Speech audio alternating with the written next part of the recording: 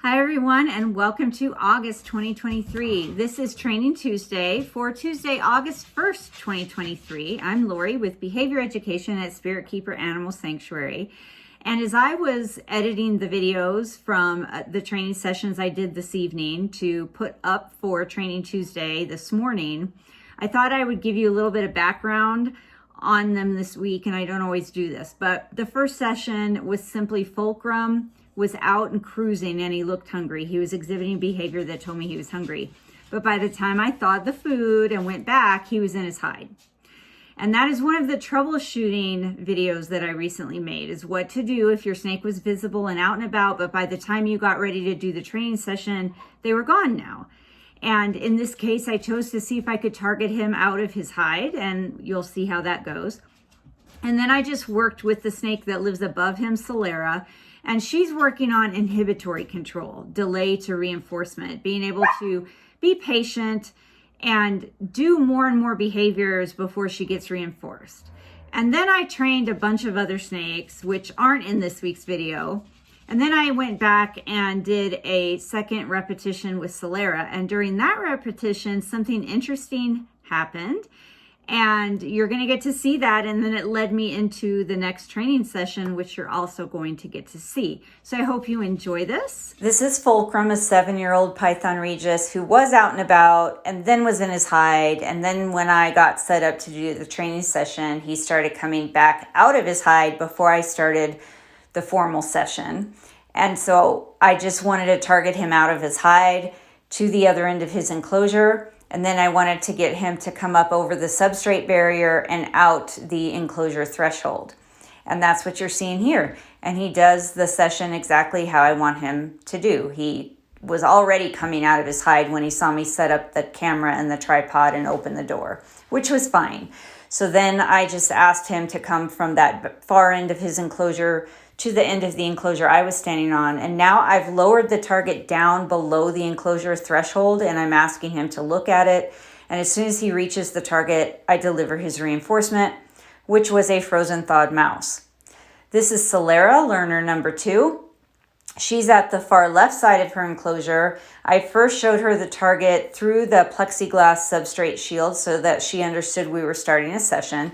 And then I lifted it up above the substrate shield because what I want her to do is move to her right, to my right, where I'm standing, and then to come up and over the substrate shield towards her enclosure door. And I want her to do that without striking.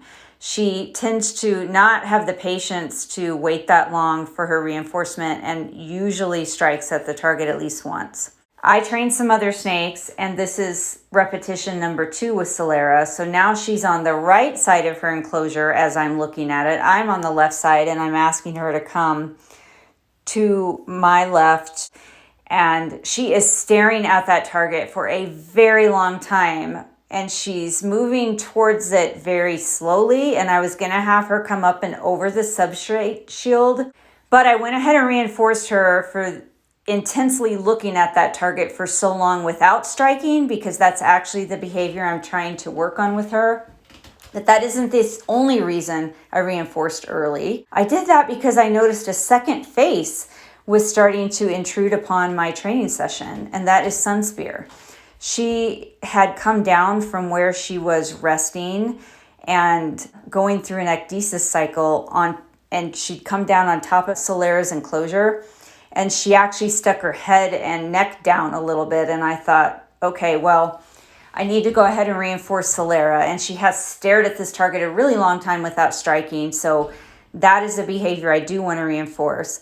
But I didn't want there to be any confusion, because this is also Sunspear's target, and she was coming down towards her target. And so I wanted to make sure that I got back to Sunspear and that I reinforced her engagement with the target. So she has been up in this hiding cubby hole above these cabinets for about a week. She's in blue. And I was very surprised that she came down to engage with training. So I wanted to keep her training session easy, but I also wanted to give her some low challenge and not just give her free food, because she chose to come out of where she was resting, even though she's in blue. She chose to engage with her target. So I wanted to make it challenging enough that she felt like she was actually working for and earning her reinforcement, because of how motivated she obviously is to train and eat tonight.